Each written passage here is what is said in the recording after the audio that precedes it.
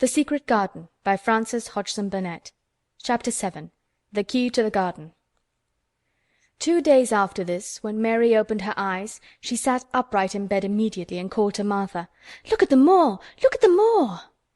The rainstorm had ended, and the grey mist and clouds had been swept away in the night by the wind. The wind itself had ceased, and a brilliant, deep blue sky arched high over the moorland. Never, never had Mary dreamed of a sky so blue. In India skies were hot and blazing. This was of a deep, cool blue, which almost seemed to sparkle like the waters of some lovely bottomless lake, and here and there, high, high in the arched blueness, floated small clouds of snow-white fleece. The far-reaching world of the moor itself looked softly blue instead of gloomy purple-black or awful dreary grey. "Aye," said Martha with a cheerful grin, "the storm's over for a bit. It does like this time of the year. It goes off in a night like it was pretendin' it had never been here and never meant to come again. That's because the springtime's on its way.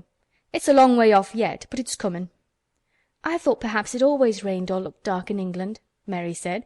"Eh, no," said Martha, sitting up on her heels among her black lead brushes. "Nowt o' the sort." "What does that mean?" asked Mary seriously. In India the natives spoke different dialects which only a few people understood, so she was not surprised when Martha used words she did not know. Martha laughed as she had done the first morning. "There now," she said, "I've talked broad Yorkshire again, like Mrs. Medlock said I mustn't. Nowt o' the sort means nothin' of the sort," slowly and carefully, "but it takes so long to say it. Yorkshire's the sunniest place on earth when it is sunny. I've told thee that I'd like the moor after a bit. Just you wait till you see the gold-coloured gorse blossoms, and the blossoms on the broom, and the heather flowering, all purple bells, and hundreds of butterflies flutterin', and bees hummin', and skylarks soarin' up and singin'. You'll want to get out on it at sunrise and live out in it all day like Dickon does." "Could I ever get there?" asked Mary wistfully, looking through her window at the far-off blue. It was so new and big and wonderful, and such a heavenly colour.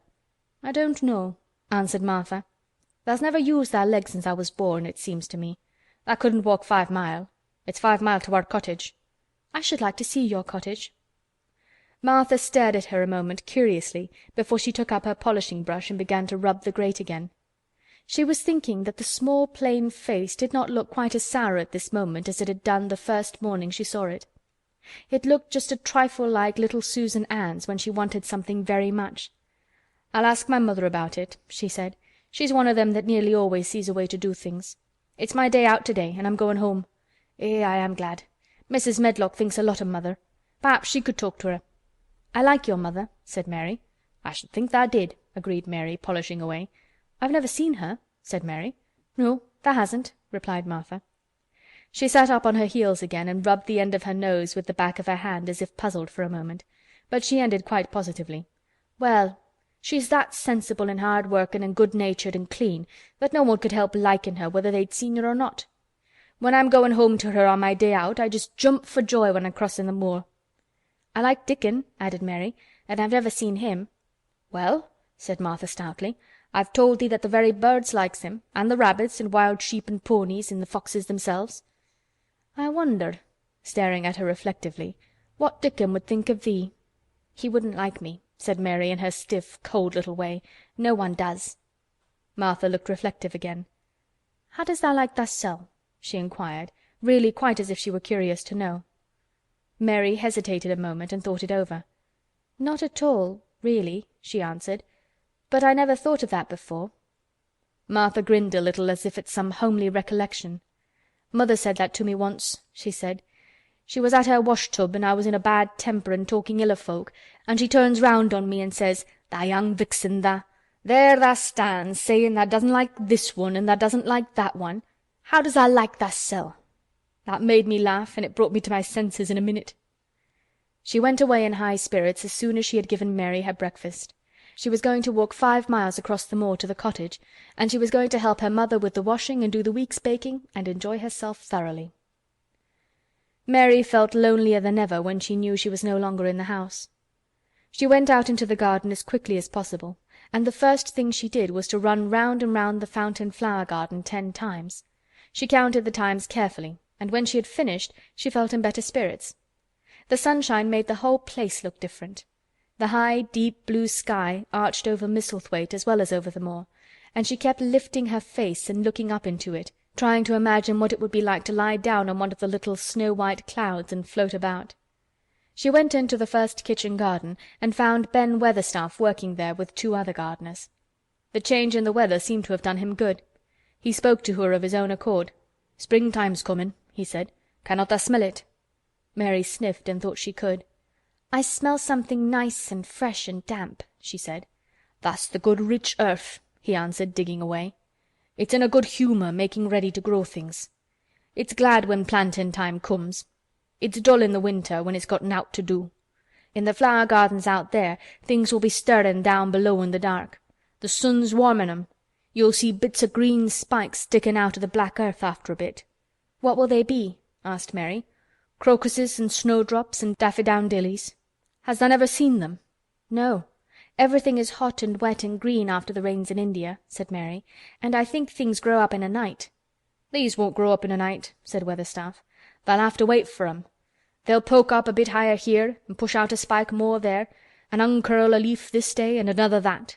You watch 'em." "I'm going to," answered Mary. Very soon she heard the soft rustling flight of wings again, and she knew at once that the robin had come again. He was very pert and lively, and hopped about so close to her feet and put his head on one side and looked at her so slyly that she asked Ben Weatherstaff a question. "Do you think he remembers me?" she said.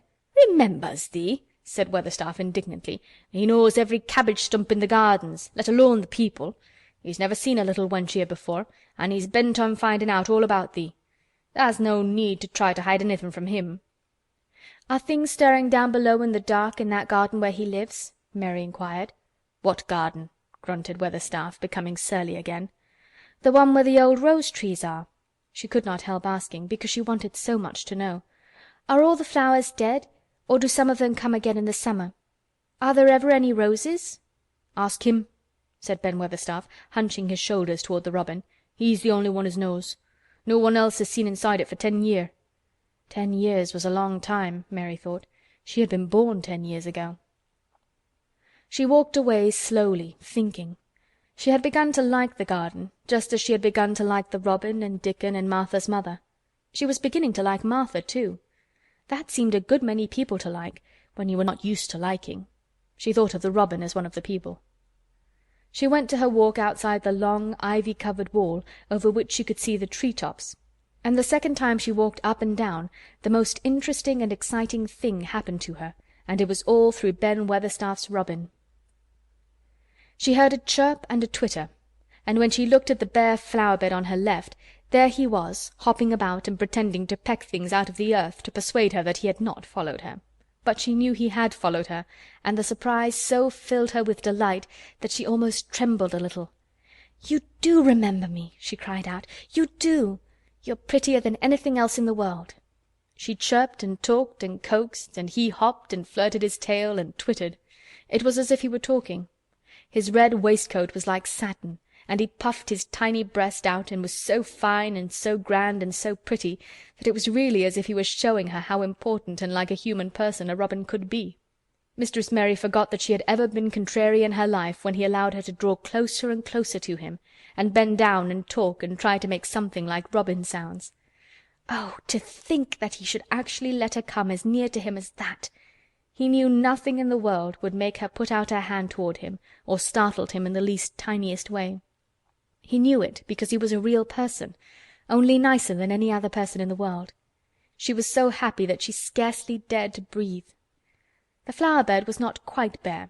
It was bare of flowers because the perennial plants had been cut down for their winter rest, but there were tall shrubs and low ones which grew together at the back of the bed, and as the robin hopped about under them she saw him hop over a small pile of freshly turned-up earth.